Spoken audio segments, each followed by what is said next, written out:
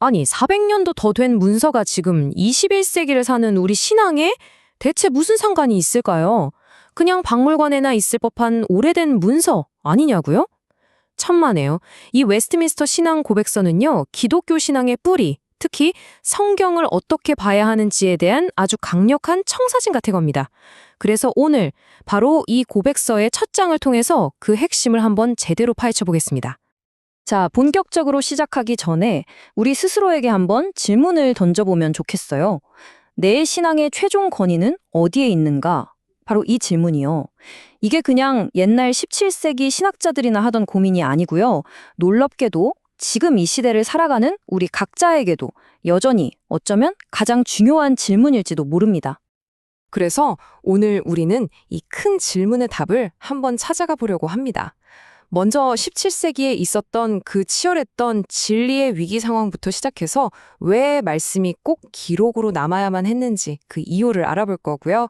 그리고 나선 그럼 도대체 성경이 어디서부터 어디까지인지, 그 권위는 어디서 오는지, 또 이 성경이 어떻게 우리 모두에게 충분하고 명확한 기준이 될 수 있는지, 마지막으로 어떻게 우리의 최종 재판관 역할을 하는지까지 차근차근 따라가 보겠습니다.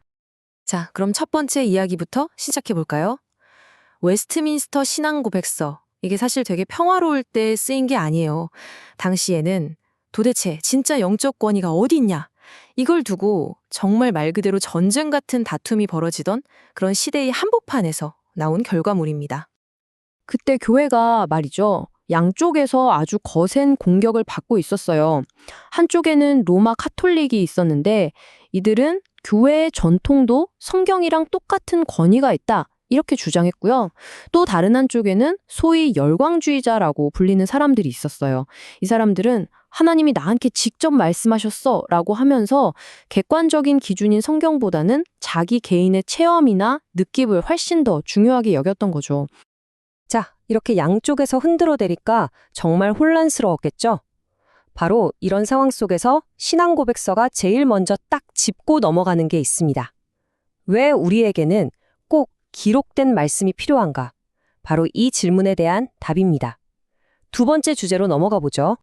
우선 일반 계시라는 게 있어요. 이게 뭐냐면 우리가 막 엄청난 자연을 보면서 와 하고 감탄하거나 착한 일을 하고 나서 마음이 뿌듯할 때 분명 이 세상에 뭔가 초월적인 존재가 있는 것 같아 라고 막연하게 느끼는 거. 바로 그런 거예요. 근데요, 신앙고백서는 아주 단호하게 말합니다. 그 정도 느낌만으로는 길 잃은 우리가 집으로 돌아갈 수 있는 정확한 지도를 얻을 수는 없다고요. 다시 말해 구원받기에는 턱없이 부족하다는 거죠. 그래서 우리한테는 특별 계시라는 훨씬 더 정확한 내비게이션이 필요한 겁니다. 하나님께서 직접 나서서 내가 바로 이런 존재고 구원의 길은 바로 여기야 라고 아주 구체적으로 알려주시는 거죠. 그리고 여기서 정말 중요한 포인트가 나옵니다. 하나님은 이 소중한 계시가 시간이 흐르면서 막 변질되거나 사람들이 잊어버리는 걸 원치 않으셨어요. 그래서 영원히 보존될 수 있도록 기록된 말씀, 즉 성경으로 딱 남겨주시기로 결정하신 겁니다. 자, 그러면요. 그 권위 있다는 기록된 말씀, 성경이라는 게 정확히 뭘까요? 어떤 책들이 성경에 들어가는 걸까요? 이 질문을 가지고 세 번째 주제로 넘어가 보겠습니다. 웨스트민스터 신앙 고백서는 이 부분에 대해서 아주 명확하게 선을 긋습니다. 성경이란 하나님의 영감으로 주어진 구약 39권, 그리고 신약 27권, 총 66권의 책들이다. 바로 이 66권만이 우리 신앙과 삶의 유일한 기준이 된다는 겁니다. 바로 이 지정에서 로마 카톨릭하고의 차이가 확 드러나죠. 신앙고백서는 외경이라고 불리는 책들을 정경에서 아주 단호하게 빼버립니다. 왜냐? 그건 하나님의 영감으로 쓰인 게 아니니까 교리적인 권위가 없다고 본 거죠. 반면에 로마 카톨릭은 트렌트 공의회라서 이 외경을 공식적으로 성경의 일부로 포함시켰습니다. 그러니까 보시는 것처럼 두 입장이 여기서 완전히 정면으로 충돌하는 겁니다. 자, 이제 정말 이번 분석의 심장부로 들어왔습니다. 그럼 이 성경의 권위는 대체 어디서 오는 걸까요? 네 번째 주제, 바로 오직 성경, 솔라 스크립투라의 원리입니다. 오직 성경, 솔라 스크립투라. 이건 종교개혁을 가능하게 했던 정말 강력한 엔진이었어요. 이 원리가 뭐냐면요. 우리의 믿음과 삶을 판단하는 유일하고 최종적인 기준은 오직 성경뿐이라는 겁니다. 그 어떤 위대한 사람의 가르침도 교회의 오래된 전통도 그 무엇도 성경보다 위에 있을 수는 없다는 정말 대담한 선언이었죠. 여기 나오는 이 인용문이 핵심을 아주 정확하게 보여주는데요. 성경의 권위가 어디서 오느냐? 교회가 이건 권위 있어 라고 인정해줘서 생기는 게 아니라는 거예요. 그게 아니라 성경을 쓰신 분이 진리 그 자체이신 하나님이기 때문에 성경은 그냥 그 자체로 권위를 갖는다는 거죠. 그럼 이런 질문이 생기죠. 나는 그럼 성경이 진짜 하나님의 말씀인지 어떻게 확신할 수 있지? 하고요. 고백서는 두 가지를 이야기합니다. 첫 번째는 객관적인 증거예요. 성경 내용 자체가 너무나 탁월하고 또 사람들의 삶을 변화시키는 그 힘을 보면 아, 이건 사람이 쓴 게 아니구나 알 수 있다는 거죠. 하지만 정말 결정적인 두 번째 증거는 바로 우리 안에서 일어나는 내적인 확신입니다. 성령께서 우리 마음속에 직접 도장을 꽝 찍어주시듯이 이건 진짜 하나님의 말씀이야 하는 흔들리지 않는 믿음을 주신다는 겁니다. 자, 좋습니다. 성경이 최고의 권위를 가졌다는 건 알겠는데 그럼 이게 우리 모두에게 실제적인 지침서가 될 수 있을까요? 다섯 번째 주제는 바로 이 질문과 관련이 있습니다. 성경이 가진 두 가지 아주 중요한 특징, 바로 충분성과 명료성입니다. 첫 번째 특징은 충분성인데요. 이건 마치 완벽한 레시피북 같은 거예요.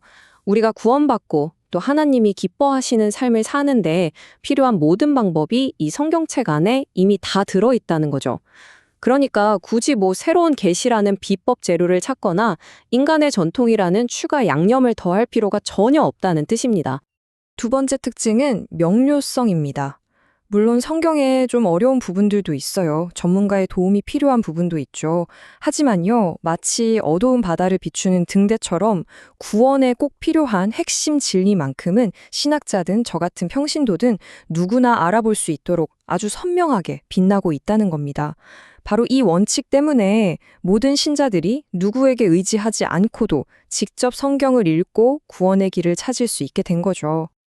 자, 드디어 웨스트민스터 신앙고백서 1장의 클라이맥스 그 결론에 도착했습니다. 모든 논쟁과 다툼의 끝에서 최종 판결을 내리는 그 궁극의 최고 재판관은 과연 누굴까요? 이건 정말 강력한 선언입니다.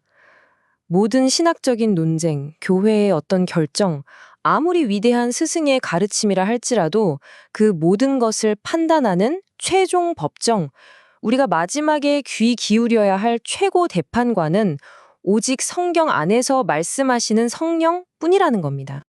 여기 표를 한번 보시죠. 권위의 서열이 한눈에 딱 들어오지 않나요? 제일 꼭대기, 최고 재판관 자리에 성경에서 말씀하시는 성령이 있습니다.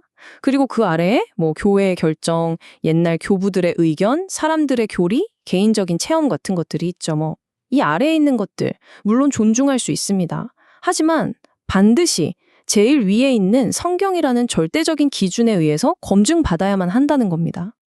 그러면 혹시 성경을 자기 마음대로 해석할 위험은 없을까요? 바로 그럴 때를 대비한 안전장치가 있습니다. 이름하여 성경의 유비. 원칙은 아주 간단하면서도 강력해요. 바로 성경이 성경을 해석한다는 겁니다. 그러니까 어떤 구절이 좀 애매하고 헷갈릴 때는 그 주제에 대해 더 명확하게 말해주는 다른 성경 구절을 나침반 삼아서 그 뜻을 찾아가야 한다는 거죠. 17세기의 신학자들은 그 혼란 속에서 우리의 최고 재판관은 오직 성경이다 라고 선포했습니다. 400년이 흐른 지금 수많은 의견과 가치관이 정말 홍수처럼 쏟아지는 이 시대를 사는 우리에게 이 질문은 어쩌면 더 절실하게 들리는 것 같습니다. 오늘 이야기를 마무리하면서 여러분 스스로에게 한번 진지하게 물어보셨으면 좋겠습니다. 내 삶과 신앙의 최종 판결에 내리는 당신의 최고 재판관은 과연 무엇입니까?